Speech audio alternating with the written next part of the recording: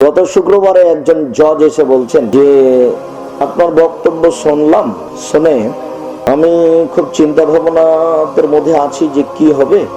সকালে আমার স্ত্রী বলছে আজকে অফিসে যাব না কেন, আজকে কি কোর্ট বন্ধ নাকি? না আমি আর যাব না। কি বলছেন? না আমি আর বিচারালয়ে যাব না। তো 2 বছর হয়ে গেল এই ঘটনা।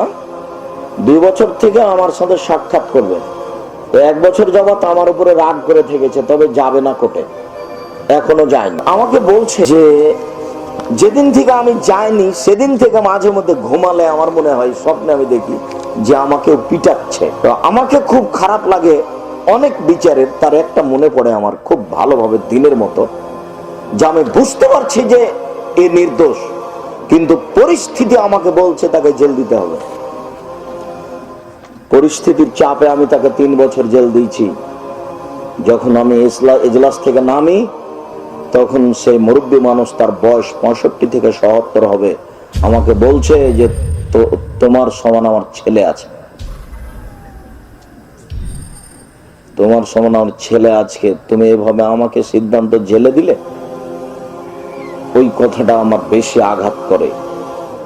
আমি যে কয়েক বছর ফয়সালা দিয়েছি, গোটা জীবনটাই আমার পাপের, কিন্তু অনেক দৃশ্য, অনেক ঘটনা আমার পাপের, তবে এটা আমার কাছে খুব বেশি মনে হয়। যাওয়ার সময় লোকটা আমাকে এইভাবে বলে গেছে। 2 চোখের পানি খালি ঝরঝর করে ঝরছে, তার চোখের পানিতে আমারও চোখের পানি আছে। আমি আর কি বলি তাকে?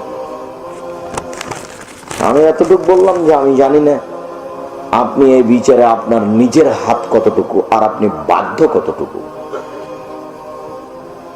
আপনার নিজের যদি হাত থাকে তাহলে আপনি জালেম, এখন আর ক্ষমা হবে না।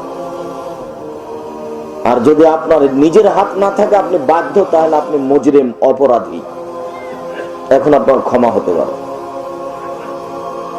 আপনার যদি কিছু ইচ্ছা থেকে থাকে যে একে বিচারে জেলে দিব, এরকম যদি কিছু ইচ্ছা থাকে তাহলে আর ক্ষমা হবে না।